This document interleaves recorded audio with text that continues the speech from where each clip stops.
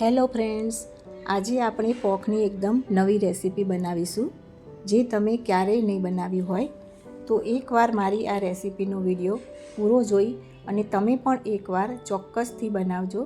તમારા પરિવારને ખૂબ જ પસંદ આવશે. તો તેના માટે આપણે સૌથી પહેલાં 1 વાટકી ઘઉંનો પોંખ લઈશું.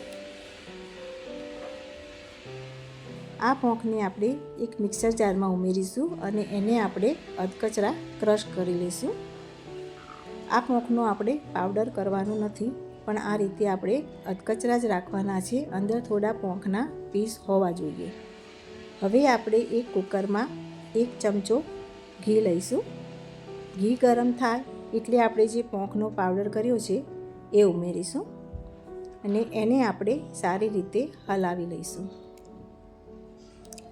આ પોંખને આપણે 5 મિનિટ સુધી સતત હલાવવાનું છે, એટલે આપણો પોંખ સરસ રીતે શેકાઈ જશે અને થોડો ફૂલી પણ જશે.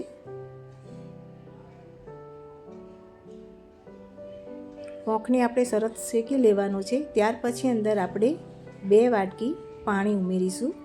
આપણે 1 વાટકી પોંખ લીધો છે એટલે એમાં 2 વાટકી પાણી ઉમેરીશું અને અડધો વાટકી ગોળ ઉમેરીશું. ત્યાર પછી એને આપણે હલાવી લઈશું.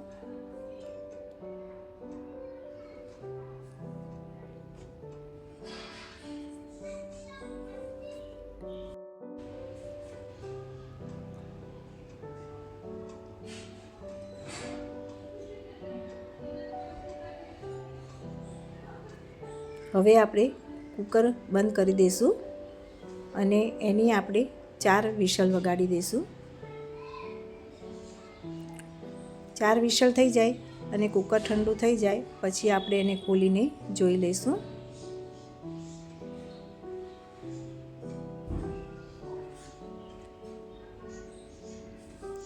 હવે આપણે એની અંદર કાજુ અને બદામના કતરણ ઉમેરીશું અને 2 એલાયચીનો પાવડર કરીને ઉમેરીશું અને એને સારી રીતે હલાવી લઈશું. હવે અંદર જાયફળનો પાવડર કરીને ઉમેરીશું, જેનાથી આપણો આ હલવાનો ટેસ્ટ ખૂબ જ સરસ આવશે. આજે આપણે આ પોંખનો હલવો બનાવીએ છીએ, જે એકદમ નવી રેસીપી છે. તમે ક્યારેય ખાધું નહીં હોય તો તમે એકવાર આ હલવો ચોક્કસથી બનાવશો.